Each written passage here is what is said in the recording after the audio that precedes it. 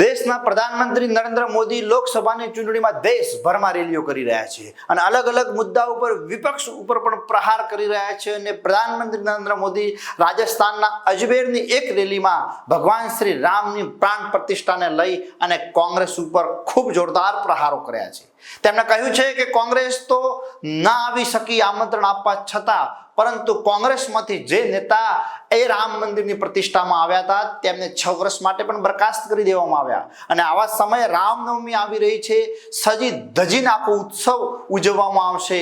આપણે જોવાનું રહ્યું કે કોણ કરશે આનો વિરોધ તેવું પ્રધાનમંત્રી નરેન્દ્ર મોદી કહી રહ્યા છે। સાંભળીએ આ વિડીયોમાં।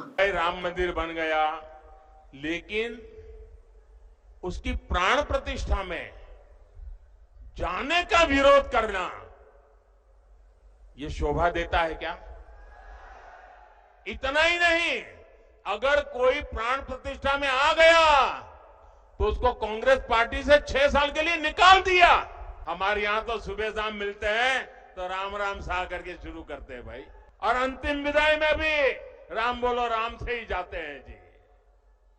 उस राम के खिलाफ इतना गुस्सा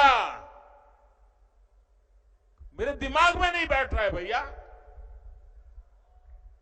प्रभु राम अपने घर विराजे और ये रामनवमी आ रही है, सज धज के लोग मनाने वाले हैं। हम देखते हैं कितना विरोध करते हो।